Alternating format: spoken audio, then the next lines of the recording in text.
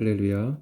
예수님 안에서 참된 만족과 행복을 누리시는 복된 날이 되시기를 기원합니다. 오늘 말씀은 빌립보 4장 10절에서 13절입니다. 내가 주 안에서 크게 기뻐함은 너희가 나를 생각하던 것이 이제 다시 싹이 남이니 너희가 또한 이를 위하여 생각은 하였으나 기회가 없었느니라.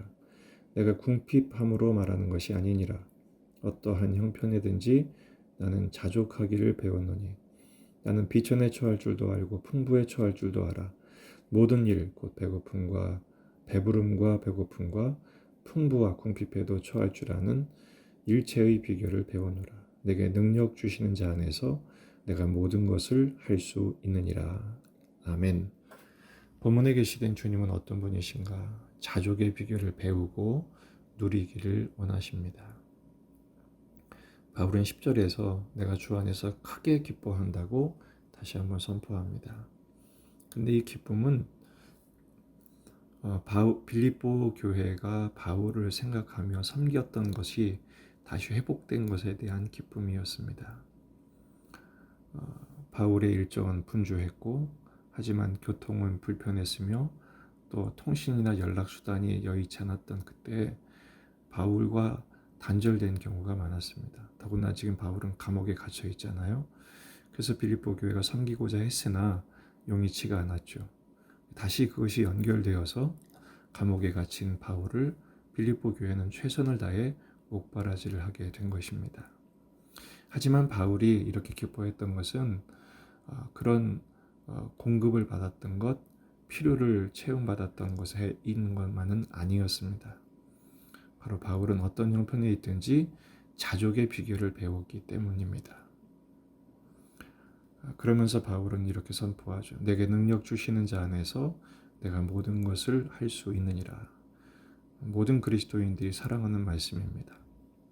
하지만 이 말씀은 정확한 강조점이 어디에 있느냐에 따라서 의미가 완전히 달라집니다. 내가 모든 것을 할 수 있다라는 것에 강조하게 되면 내가 원하는 것을 이룰 수 있는 능력을 가졌다. 더 탐욕적인 그리스도인이 되는 것이죠. 하지만 이 말씀의 강조점은 내게 능력 주시는 자 안에서에 있습니다. 다시 말해서 나와 함께 계시는 예수님의 능력 안에서 나는 비천에도 풍부에도 배부름에도 배고픔에도 풍부에도 궁핍해도 흔들림이 없는 참 만족과 행복과 믿음을 가지고 있다라는 것의 선포인 것입니다. 이런 자족을 우리 많은 그리스도인들이 누리지를 못합니다. 그 이유를 이명수 목사님은 세 가지로 설명하셨어요. 우리는 자꾸 비교하고 더 욕심부리고 거짓말하기 때문이다라는 것이죠. 비교만 두 종류밖에 안 나옵니다. 내가 더 낫다고 생각하면 우월의식에 빠지게 되고 내가 나보다 낫다고 생각하면 못하다 생각하면 열등의식에 빠지게 되죠. 그래서 항상 분노하게 되는 것입니다. 욕심을 부리면 소유나 조건에는 충족하게 되지만 이런 소유나 조건은 아무리 가져도 만족할 수가 없습니다. 그래서 개인과 사회를 더욱 파괴하고 마는 것이죠. 거짓말한다는 것은 만족한 것처럼 포장하고 과장하는 것을 말합니다. 그래서 또 다른 거짓을 부르죠. 그래서 결국은 평화를 잃게 됩니다. 바울이 배운 자족의 비결, 어떻게 이런 고백이 가능했고 우리도 이런 자족의 비결을 배울 수 있을까요? 세 가지라고 생각합니다. 첫째는 주님을 철저히 신뢰하는 것입니다.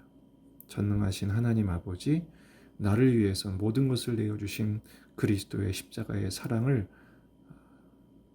온전히 믿고 신뢰하는 것입니다. 인격적으로 신뢰하고 진정한 사랑의 관계에 들어가는 것이죠. 빌립보서 1장 6절 너희 안에 착한 일을 시작하신 이가 그리스도 예수의 날까지 이루실 줄을 확신하는 것입니다.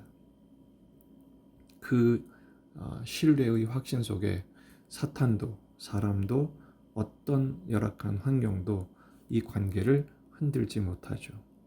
고난이 올수록 이 관계는 더욱 견고해지고 깊어질 것입니다. 두 번째는 주님이 하시는 일을 신뢰하는 것입니다. 지금 벌어지는 모든 환경과 상황이 하나님의 선하신 의도가 있고, 그 선하신 의도는 결국 우리를 복된 수준에 이르게 인도하시는 하나님의 이끄심의 일부라는 것을 믿는 것이죠. 비록 지금이 역경이고 불통의 현실이라 할지라도 이것은 잠시일 뿐 반드시 지나가리라는 믿음입니다. 결국은 이런 모든 과정을 통해서 우리 주님이 목적하신 궁극적인 기쁨과 영광에 도달하게 하시고, 주님은 그 일들을 통해서 영광을 받으실 것입니다. 그러니까 이런 믿음을 가지게 되면 힘이 없어도 마음의 평안을 잃지 않습니다.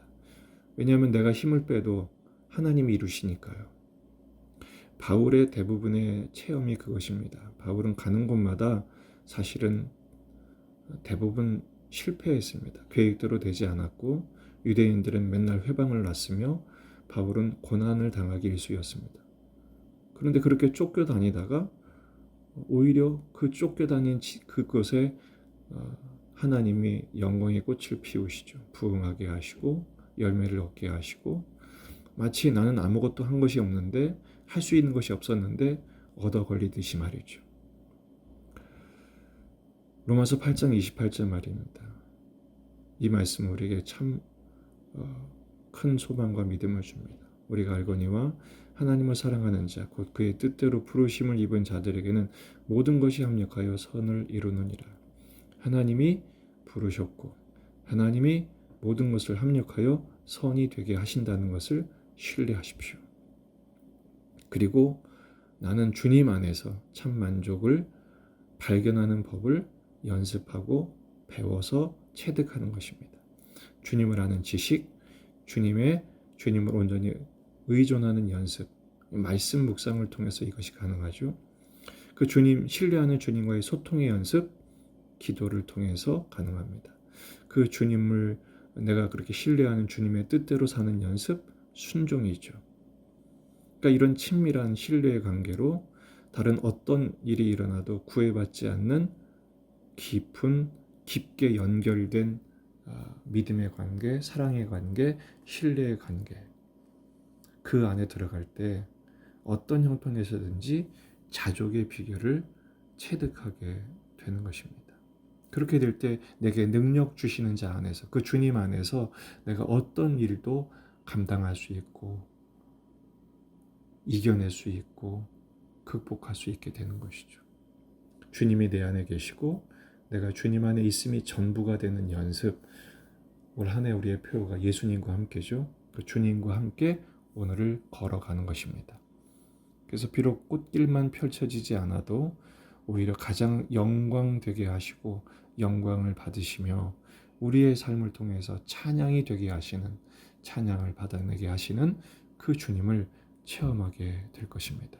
그런 점에서 우리 그리스도인들은 막연한 낙관주의자가 아니라 믿는 구석이 있는, 그래서 하나님이 이루시리라는 믿음을 갖고 오늘 주어진 삶을 비록 계획대로 되지 않고 모든 일들이 어렵고 힘든 형편에 있다 할지라도 오늘 주어진 믿음의 길을 한 걸음 한 걸음 걸어갈 때 다윗이 시편 23편에서 고백한 것처럼 하나님의 선하심과 인자하심이 반드시 나를 따르리니 내가 여호와의 집에 영원히 거하리로다 라는 고백, 그 여호와가 나의 목자시니 나는 부족함이 없습니다 라는 고백을 우리도 하게 하실 줄로 믿습니다. 이 믿음 안에서 참된 만족과 자족의 비결을 배우시고 누리시는, 또 선포하시는 축복의 날이 되시기를 주의 이름으로 축원합니다.